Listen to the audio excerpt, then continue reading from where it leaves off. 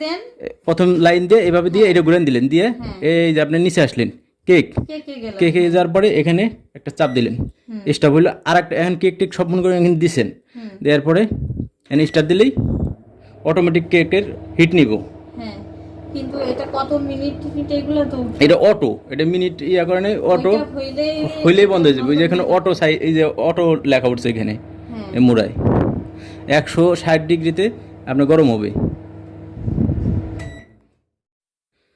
হ্যাঁ, লাইন আসলো। লাইন দিছি, এবার ওই কেক বানানোর ওইটা দিয়ে আমি এইখানে 6 মিনিট। আচ্ছা, কেক বানানোর ওটা কিভাবে দিলেন দেখি তো, কিভাবে দিলেন কেক বানানোর ওটা প্রোগ্রামটা? খুলবো, খুলে এটা ওইখানেই দিছি। আচ্ছা, এ দিয়ে এরপরে স্টার্ট দিয়ে দিয়েছেন, সরাসরি স্টার্ট দিয়েছেন। এটা হবে না, এই দেখেন, এই যে অন করছেন না, অন করলে এরকম আসবে, আসলেই যেটা ঘুরেন দিতে হবে। এই যে এসি, এই যেটা AC1 পিৎজা, এইভাবে 9টা প্রোগ্রাম আছে। এই যে AC2, এই যে পটোটা, মিট, ফিশ, তারপরে যে ভেজিটেবল আছে, ওই যে আবার আপনার ওই কী বলে বিফ, ওই যে চার মতোই আর কি, এক পানি। তারপরে এই যে হলো পিৎজা, পাস্তা, হ্যাঁ, এই যে পপকর্ন আছে, এই যে হলো কেক। এই কেক আপনি যদি বানান, এই যে 9 নম্বর, এই যে কেক, তো এইটার এবার অ্যাডজাস্ট করতে হবে। এইভাবে দিলেও কিন্তু হবে না, এবার অ্যাডজাস্ট করতে হবে, যে চাপ দিয়ে যায় 9 নম্বরে অ্যাডজাস্ট করতে হবে। তো এক চাপে আর একটা চাপ দিলে এখন এই যে কেকে রয়েছে, কিন্তু এখন শুধু কেকই হবে। তো আপনি চাপ দিলে এই যে এখানে কেকের প্রোগ্রামটা আছে। আর লাইন দেওয়ার পরে এরকম প্রোগ্রাম আসলে মনে করেন যে এখানে আপনার এই যে এটা ঘুরাবেন, এই যে রেগুলেটর, এটা ঘুরালে দেখেন AC10 পর্যন্ত আছে। এটা হচ্ছে যে চিকেন, এখানে দিয়ে চিকেনে দিয়ে এই যে স্টার্ট বাটন 2টা চাপ দিলেই এটা মাংস টাংস দিয়ে স্টার্ট বাটন ডাবল চাপ দিলে, মানে একটা আর একটা চাপ দিলেই যে 29 মিনিট সময়ের মধ্যে হয়ে যাবে। আমি স্টার্ট করে নিলাম। এরপরে আপনার AC1, AC2, এভাবে মনে করেন যে প্রোগ্রামে আপনি ইউজ করবেন, সেই প্রোগ্রামে এই যে প্রোগ্রামে ইউজ করবেন এই প্রোগ্রামে এমনি দিবেন। হ্যাঁ, ভেজিটেবল দিয়ে এটা ডাবল চাপ দেবেন, একটা আর একটা 2টা চাপেই স্টার্ট নিয়ে নিবে। ঠিক আছে? গ্রিল কেমনে করব? এই যে গ্রিল এখানে যে ছিল, এই যে এখানে কয় কেজি, এই যে 80 পিতে 100 পিতে রাইখে কোম্পানি 100তে রাইখে স্টার্ট, এখানে টাইম, সেট করতে হবে। হ্যাঁ, যে কয় টাইম লাগে আপনার 80 মিনিট আছে।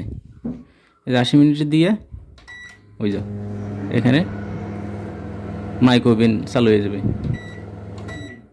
ঠিক আছে? প্রথমে আপনার এভাবে থাকলে এই ডিফরস্ট চাপ দেবেন, দিয়ে 1-এও দিতে পারেন, 2-তেও দিতে পারেন।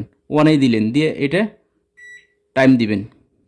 আচ্ছা, কেজি হিসাবে দিতে পারেন। এই যে কেজি আইছে, 2 কেজি মুরগি, 3 কেজি মুরগি, কয় কেজি মুরগি, 2 কেজি মুরগি। এই যে স্টার্ট দিলেন, 5 মিনিট সময় লাগবে। এটা আপনার ওই ডিফরস্ট সাইডে দিতে, হ্যাঁ, কেজি দিলে টাইমটা ওটা নিয়ে নিল। ডিপ ফরেস্ট ফ্রিজটা সরাসরি বরফের ইয়াটাই না, এখানে চাপ দিয়ে টাইম দিতে হবে, যেখানে এই কেজি দিতে হবে। কেজি না দিলে সরাসরি হ্যাঁ, সরাসরি টাইমে যাবে। টাইমে গেলে টাইম সেট আপ করে তারপরে দিবেন। আর যদি কেজি দেন অটো টাইম নিয়ে নিবে, আপনার ওইখানে করা লাগবে না, ওই টাইম দেওয়া লাগবে না। 2 কেজি পর্যন্ত দেওয়া যাবে, 2 কেজি পর্যন্ত দেওয়া যাবে।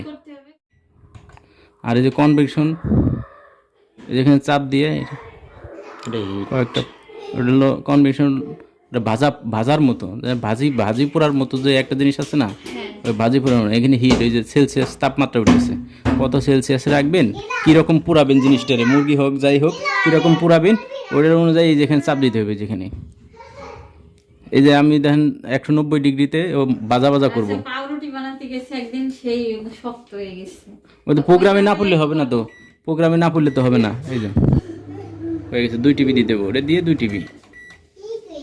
এই কনভেকশন যাইয়া প্রথমে, এরপরে টাইম ঘুরাইয়া কত, এই যে কততে দিয়ে রাখবেন, বা এটা ডাবল চাপ দিয়েও আপনি করতে পারেন। এটা ডিগ্রি 150 ডিগ্রি, 160, 170 এমনি।